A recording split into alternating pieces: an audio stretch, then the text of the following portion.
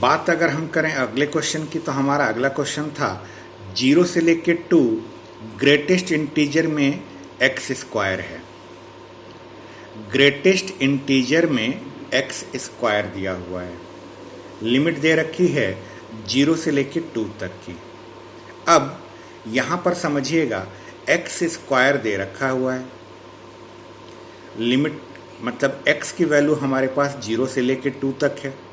अब 0 से लेके 2 के बीच में एक्स स्क्वायर को हमें इंटीग्रेट करना है ग्रेटेस्ट इंटीजर के साथ। तो इसमें जो 0 से लेके 2 तक का इंटरवल है, इस 0 से लेके 2 तक के इंटरवल को हमने जो ब्रेक किया है, वो ब्रेक हुआ है सबसे पहले 0 से 1 तक, फिर 1 से लेकर √2 तक, फिर √2 से लेकर √3 तक, फिर √3 से लेकर 2 तक। हमेशा इस बात का ध्यान रखिए कि जो आपको ये लिमिट प्रोवाइड की गई है, इस लिमिट के बीच में आप इसको इसके बीच में बहुत बार ब्रेक कर सकते हैं। ऐसा कहीं पर भी ज़रूरी नहीं है कि सिर्फ बीच में सिर्फ एक ही बार ब्रेक किया जाए। आप बीच में जितने भी पॉइंट्स कंसीडर कर सकते हैं, उन सभी पॉइंट्स को कंसीडर करके इसको ब्रेक कर सकते हैं। सबसे बड़ा सवाल यहाँ पर यह आता है कि यहाँ पर ये √2 और √3 का केस कैसे बना। सोचिए 0 से लेके 2 तक के लिमिट में √2 की वैल्यू जो आती है 1.414 समथिंग ऐसी रहती है। √3 की वैल्यू जो होती है 1.732 के लगभग होती है। √2 1.414 ये वैल्यू जो है 0 से लेके 2 के बीच में आएगी। √3 की वैल्यू 1.732 ये भी 0 से लेके 2 के बीच में आएगी। चूंकि ग्रेटेस्ट इंटीजर में हमारा एक्स स्क्वायर है, एक्स स्क्वायर होने के कारण हमें बीच के इस √2 और √3 को भी कंसीडर करना पड़ रहा है। अगर यही सेम क्वेश्चन पिछले जैसा यहाँ पर था 0 से 3 केवल x था, ये केवल अगर x था तो इसमें हमने केवल 0 से लेकर 3 के बीच में पड़ने वाले केवल इंटीजर्स को लिया था। लेकिन यहाँ एक्स स्क्वायर है, तो एक्स स्क्वायर होने के कारण जिस दिन मैं √2 का स्क्वायर करूँगा तो ये अपने आप में 2 आएगा। ग्रेटेस्ट इंटीजर की बात है तो √2 फाइनल वैल्यू जब आप इसकी देखेंगे तो ये 1.414 आती है, जो कि इस लिमिट के अंदर मिलेगी आपको। √3 की वैल्यू 1.732 आती है, वो भी इस लिमिट के अंदर मिलेगी। सबसे पहले सबसे ज़रूरी चीज़ है इस लिमिट को बीच के पॉइंट्स में ब्रेक करना, हमें वो आना चाहिए। यहाँ पर अगर क्यूब रहता, यहाँ पर अगर x³ होता, तब 0 से लेकर 2 के बीच में ऐसे बहुत सारे नंबर्स ले सकते थे जिसका क्यूब रूट हमें पता हो।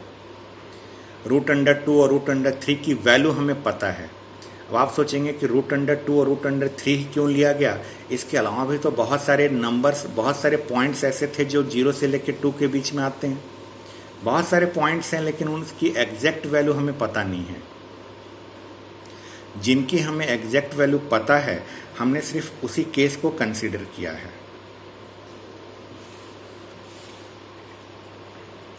हमारा जो क्वेश्चन था 0 से लेकर 2 ग्रेटेस्ट इंटीजर के अंदर x² dx, इसे हमने ब्रेक किया था 0 से 1, फिर 1 से √2, √2 से √3 और फाइनली √3 से 2। और हर जगह फंक्शन जो है ग्रेटेस्ट इंटीजर के अंदर x² ही है। ये तो हो गया लिमिट का ब्रेक। अब इस लिमिट के अंदर इसकी वैल्यू के बारे में सोचते हैं। सोचिए 0 से लेकर 1 के बीच में अगर आप x² की वैल्यू निकालें और वो भी ग्रेटेस्ट इंटीजर के साथ, तो 0 से 1 के बीच में उसकी वैल्यू केवल अपने आप में 0 आएगी। 1 से लेकर √2 तक के बीच में कहाँ से बात हो रही है, 1 से लेकर √2 तक के बीच में x² ग्रेटेस्ट इंटीजर के साथ अगर आप सोचिएगा तो इसकी वैल्यू अपने आप में 1 आएगी। इन दोनों में जो सबसे छोटा वैल्यू होगा वही कंसीडर किया जाएगा और इस स्क्वायर के साथ कंसीडर किया जाएगा। बात अगर हम करें √2 से √3 के बीच में, तो √2 से √3 के बीच में √2 की वैल्यू 1.414 और ये 1.732, दोनों में सबसे कम √2 की वैल्यू आती है।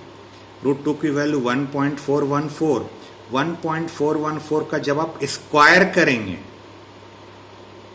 1.414 √2 की वैल्यू होती है, उसका जब आप स्क्वायर करेंगे और √3 की वैल्यू 1.732, उसका भी जब आप स्क्वायर करेंगे, दोनों का स्क्वायर करने के बाद आप जो दोनों के स्क्वायर से लीस्ट इंटीजर मिले, 1.414 का स्क्वायर कर लीजिए, 1.732 का स्क्वायर कर लीजिए, और उसको स्क्वायर करने के बाद जो लीस्ट वैल्यू मिले, वो लीस्ट वैल्यू इंटीजर के फॉर्म में हमें 2 मिलेगी। ऐसे ही यहाँ के लिए अगर सोचें तो √3 का जब आप स्क्वायर करेंगे, 1.732 इसकी वैल्यू आती है, उसका आप स्क्वायर करिए, 2 का स्क्वायर करिए तो 4 आएगा, √3 का स्क्वायर कर लीजिए, 1.732 का स्क्वायर कर लीजिए। लीस्ट वैल्यू हमें लेनी रहती है। नाम भले ग्रेटेस्ट इंटीजर का हो, लेकिन ग्रेटेस्ट इंटीजर में जो वैल्यू कंसीडर की जाती है वो लीस्ट इंटीजर वाली होती है। तो इन दोनों का स्क्वायर करने पर जो लीस्ट वैल्यू आएगी वो हमारे पास इंटीजर के फॉर्म में 3 आती है। ये हमने इसकी वैल्यू को लिखा है। इसके बाद इसको इंटीग्रेट करना है। ये तो 0 है, 0 का तो कोई मतलब नहीं है। 1 का इंटीग्रेशन x, यहाँ 2 है, 2 का इंटीग्रेशन होगा 2x, और ये जो ब्रैकेट लगा है ये ब्रैकेट ग्रेटेस्ट इंटीजर का ब्रैकेट नहीं है, ये लिमिट पुट करने वाला ब्रैकेट है। यहाँ पर जो ये 2x पर ये ब्रैकेट लगा है ये ग्रेटेस्ट इंटीजर का ब्रैकेट नहीं है, ये इस लिमिट को पुट करने का है। 3 का इंटीग्रेशन 3x होगा, ये ब्रैकेट ग्रेटेस्ट इंटीजर नहीं है, लिमिट पुट करने वाला ब्रैकेट है। फिर हमने क्या किया, इस लिमिट को पुट कर दिया। लिमिट को पुट करके जब सॉल्व किया गया तो फाइनल आंसर सॉल्व करने पर 5 - √2 - √3 आया। इस पूरे क्वेश्चन में मेन समझने वाला जो चीज़ था वो ये कि 0 से लेकर 2 तक के पॉइंट को हमने डिफरेंट सेक्शंस में कैसे डिवाइड किया है।